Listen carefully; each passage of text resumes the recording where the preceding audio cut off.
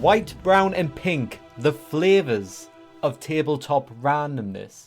So today we're going to be reacting to this GDC video. If people don't know, GDC is a great convention for like game design and everything like that. I've done a few reactions in the past. I'm doing another one today. So if you want to check those out, take a look at the TCG R&D videos if you want to look at some more of those. If you want to see the full version of this video, then hit the link in the description below. It'll take you to this link that I am watching right now. But let's get on with the video. I wanted to start with this quote from the designer Greg Costikyan in his really excellent book Uncertainty in Games, which was published in 2013, which I would recommend. And he talks about uncertainty as being an essential part of games. As he says, in designing games, a degree of uncertainty is essential. So we're kicking off with this quote. I think this is excellent. So in designing games, a degree of uncertainty is essential. And yes, I think there's always a balancing act. It depends if you want a high skill game, low randomness game, or a high randomness game, low skill game. Normally the high randomness, low skill can be a lot of fun, like fun party type games. But normally you want your balance to be slightly higher skill to randomness, but still having a strong random core to it. And I think that's how TCGs tie in quite nicely. Because you could be the most skilled TCG player there is, but it all depends on what is in your deck. It all depends on what you draw on the day, and in that lies the randomness. You don't really have to add more randomness to the game than that. Of course you can start introducing dice rolls, coin flips, things like that.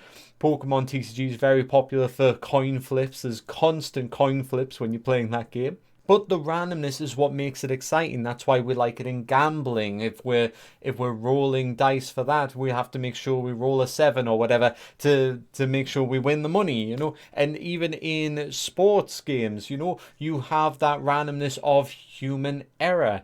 You can be a highly skilled individual and hit a ball like 9 times out of 10, but just that 1 in 10 is what is exciting. Because what if you have a particularly off day where that 1 in 10 becomes a 1 in 7 and you're missing more opportunities?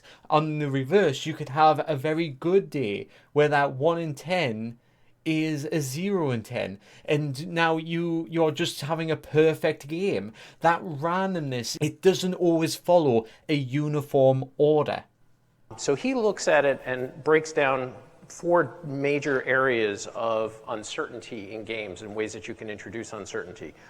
Hidden information examples would be in poker, things like that, where you've got cards or something that your opponent doesn't know that you have.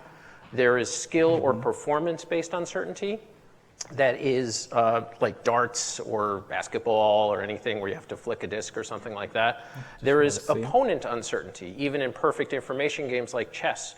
You don't know what plans your opponent has or what move your opponent is going to make, and you have to make plans on how you're going to react to that. Mind games. And then the last one is the traditional randomizers, which are dice and spinners, card draws, tile flips, stuff like that. Yeah, so looking at that, TCGs really tie into opponent uncertainty because you don't know what they're going to do. Also, you might not be familiar with whatever deck they're playing in a TCG. I suppose that's also hidden information in that sense. And randomizers, like they were saying, the random shuffling of a deck, or once again coin flips or dice rolls. So that all works.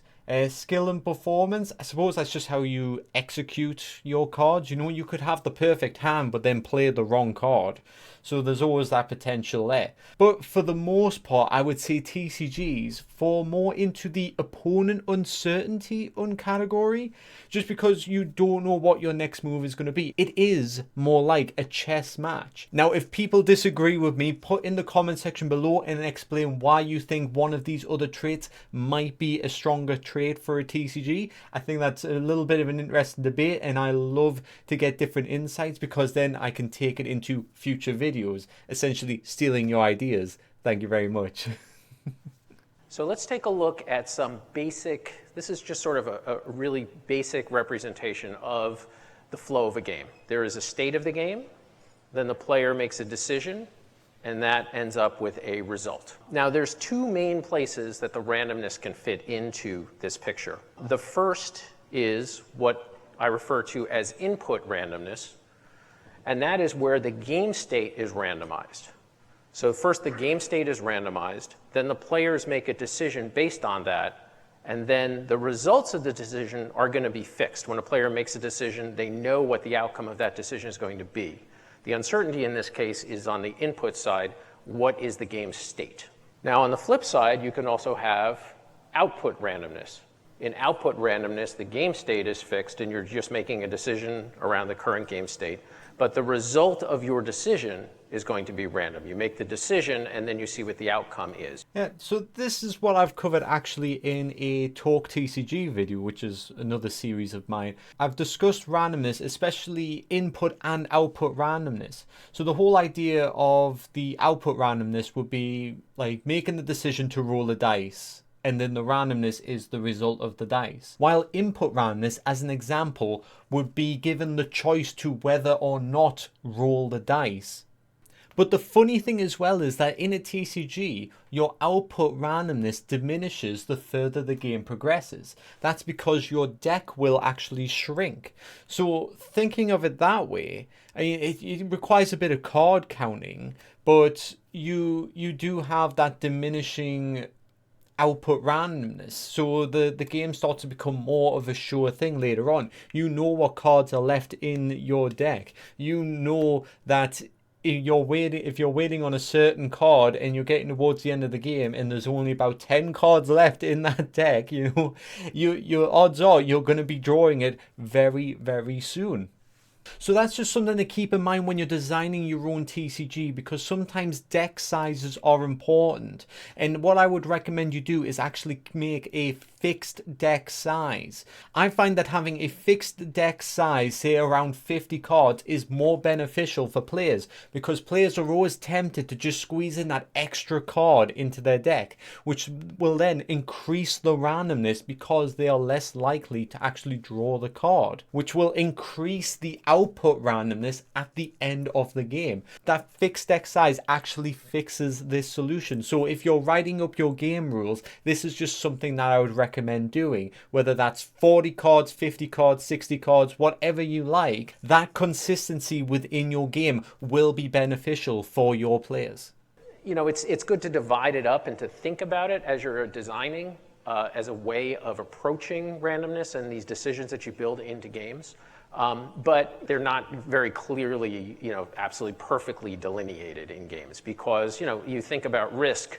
There is a fixed setup to when you start your turn about what the board looks like, and then you have to decide what you're going to do, and then you roll the dice to the outcome. But the input from your turn is the output randomness from somebody else's turn. So there's this constant flow, this constant cycle. You know, it's still, I think, very useful from a design standpoint. So I've never actually thought of it like that before. The other player is creating output randomness. I mean, I've always just contained it within my turn. But yes, your other player is a random aspect, and whatever they input into the game is an output of randomness when it comes to your turn and how you create your decisions. So that's actually an excellent way of taking a look at it. I quite like that. I've got a new perspective on that now. You know, it's still, I think, very useful from a design standpoint.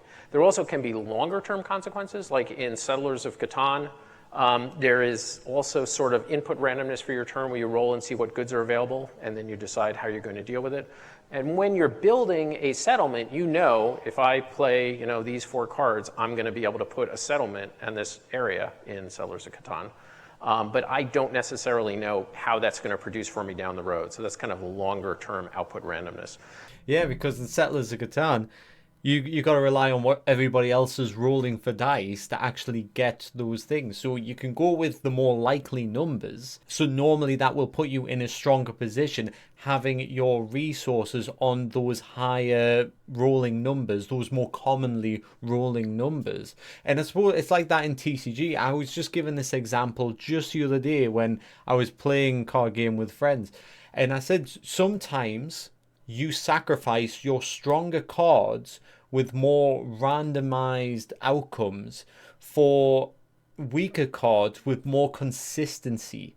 Normally you find the strongest decks are the most consistent decks. That's why if you're given the option of having 4 copies of a card in your deck, and that's the kind of strategy you want to play, you will put those 4 copies in. It's not very often you'll just go, I'll put 1 copy of that card within my deck. No, you want as many copies as possible. You as a player want consistency. Your players who are playing your TCG that you're designing want consistency. You need to build a combination of high reward but high randomness in a card, but also lower reward but lower randomness in a card. This will attract 2 different types of players to your game, and the ones with the high risk, high reward will create the amazing stories, but the low risk consistencies will build your meta game. So find a combination of the two and enjoy building your own TCG. Oh, and if you're enjoying this video up to now, don't forget to hit the like button, because it tells me I'm doing something right and I'll make more videos like this in the future. Thank you. Sometimes the answer is you know nothing. You know absolutely nothing about what's happening next.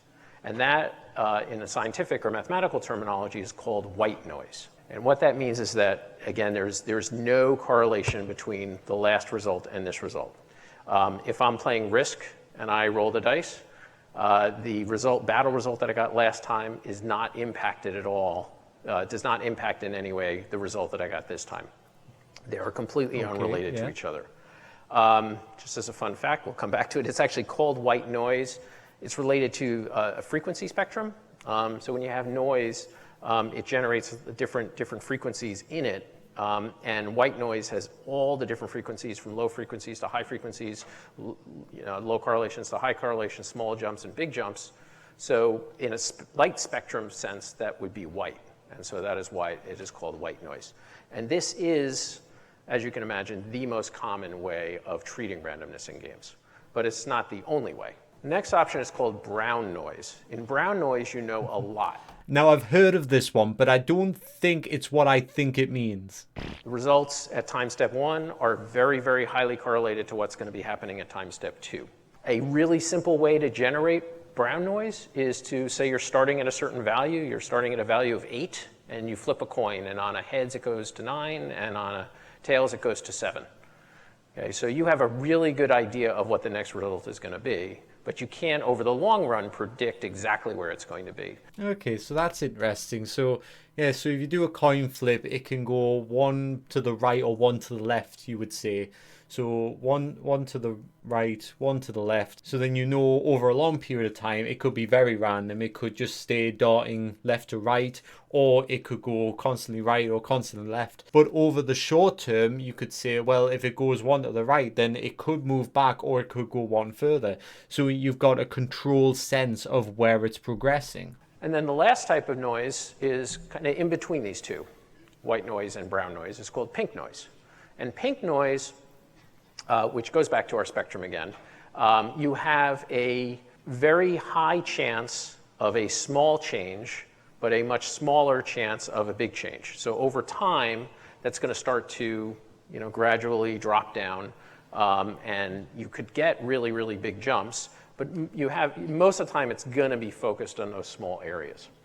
So this is a game from 1987 called Shako and Company about building a chocolate company. And in this game, as a business simulation, there's at the end of each turn or beginning, I forget if it's beginning or end of each turn, but you flip over a card that says what the market conditions are. And it basically tells you how much chocolate people want and how much they're willing to pay for it. But there is zero correlation from one turn to the next. You have no idea if the market is going up or the market is going down. Yeah, so that's why it's white noise. It's just got no correlation from the last one. You flip it. So flipping a card every time is white noise. You don't know what that's going to be. Okay. So you can invest in all this infrastructure to build your chocolate and process all your chocolate. And then you flip over a card and there's only 10 bars of chocolate that are wanted in the world, and you're in trouble. It makes it very chaotic feeling. It makes it very, very difficult to plan for the future. And also there are some special abilities in this game that will let you peek at cards coming up. And that makes those extremely powerful. But as a business simulation, it doesn't really feel right. It just feels like you're just taking a guess at what's going to be happening. As a counterpoint to that, the game Crude, or McMulti, which was originally released in 1974, in that game you roll 2 dice. There's an economic situation, so there's like prosperity or there's expansion. You roll 2 dice in that game to see what areas on the board are going to produce. Actually, it's really similar to Settlers of Catan. It's really interesting. This is a sort of a I just thought that sounds quite familiar. You know, you roll the dice to see what's going to produce. Settlers of Catan, you roll the dice to see what areas actually produce the product. But on doubles, the economy changes to a new state. And when you get doubles, I don't know if you guys can see on the thing here, but at the bottom of those cards, it tells you where it goes to next. So like if you're in prosperity, it may go to rapid growth. Most of the time, if you roll doubles, it's going to go to downturn, or it may go to depression. So that is sort of a combination of white noise and brown noise. You have a pretty good idea of what's going to be happening, but kind of the trigger of that is more random. But it makes the economy feel a lot more alive. This was refined even more in the re-release in 2012 of Crude. The rules were changed in that point. Instead of the economic changes being triggered by doubles on that roll, it was changed instead that there was an accumulator that was created. When you roll those 2 dice, you took the difference between those 2 dice. If you rolled a 2 and a 4, it was 2, and you added that up on a track. And when the track reached 8, then it moved into a new economy. And then you again roll the die to see where it was, which economy it would go to. Okay, so then it becomes more predictable. So then that is that brown or pink? How does it work again? So pink is knowing the small change. There's a big chance of a small change. So yes, there's a big chance of a small change because you're always accumulating it.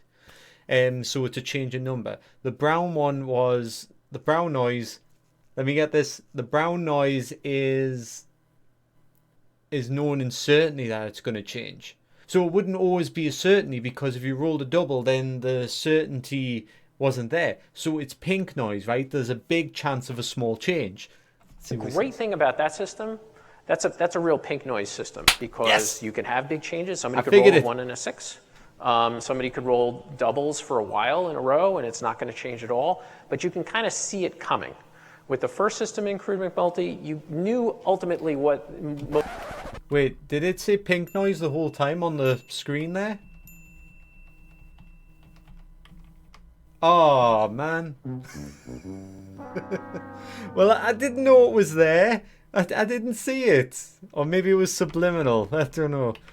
Oh, I was dead proud of myself, and it's written there right on the screen. Somebody could roll doubles for a while in a row, and it's not going to change at all. But you can kind of see it coming.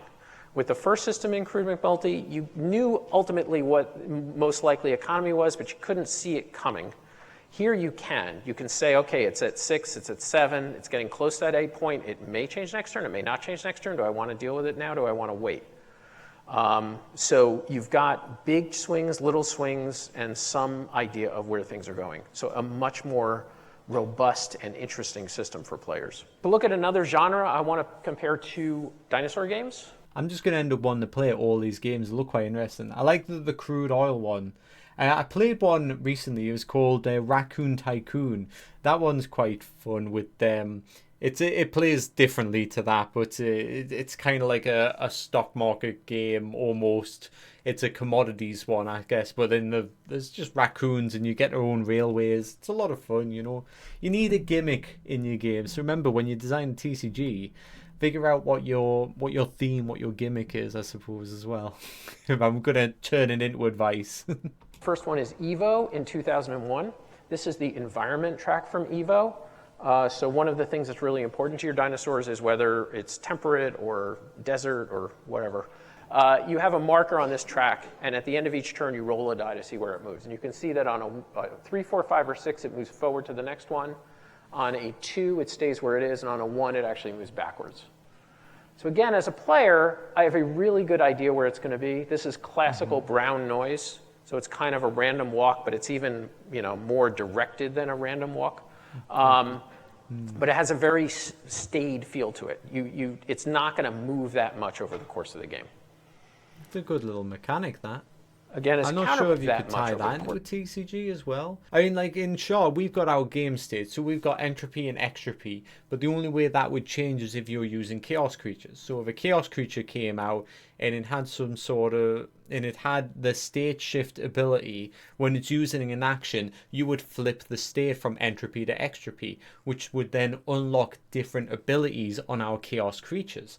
So that, I suppose, it's not brown noise because it's not certainty, but there's a big chance of a small change. The small change would be, so I guess it would be pink noise. It's not white noise. So yeah, it's pink noise, and they're saying humans like pink noise the most. So I think it's a good mechanic, but the brown noise is because it doesn't consistently flip, so it's not brown noise because brown noise is almost a certainty of the change. Where pink noise is, there's a big chance for a small. Course of the game. I'm not sure. I'm still figuring it out. Just going to throw out one other thing, just because I've got 5 minutes left here. So, violet noise, as far as I know, has never been used in a board game. Violet noise is the exact opposite of pink noise. There's a very, very small chance of something small happening, but really big chances of big things happening. I'm not sure how that would be used, but I'm just throwing it out there for the sake of completeness on the different colors of noises. Yeah, I don't see that as as a great thing. So there's a big chance of something big happening, but every now and then something small might happen. It just seems a bit underwhelming, I suppose, you know. So it's like, oh, I'm going to do some damage, and I'm going to hit a 10, and then I'm going to hit a 9, and I'm going to hit a 10, and then, oh, a 1 just came out of nowhere.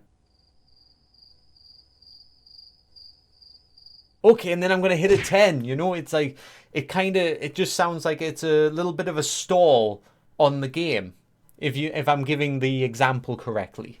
A couple of design tips, just to kind of wrap it up.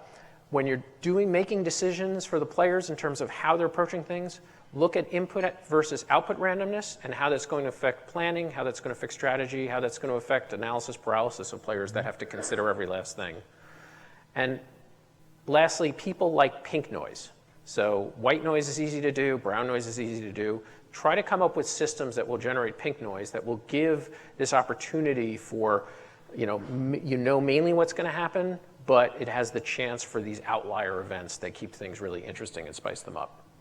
Well, there you go. That is the video. Then, like he says, thank you. Do you have any questions? Put them in the comment section below. So there we have it. Another TCG R&D video. I've been James. And if you haven't already, don't forget to hit that like and subscribe button. And I will see you next time. Goodbye.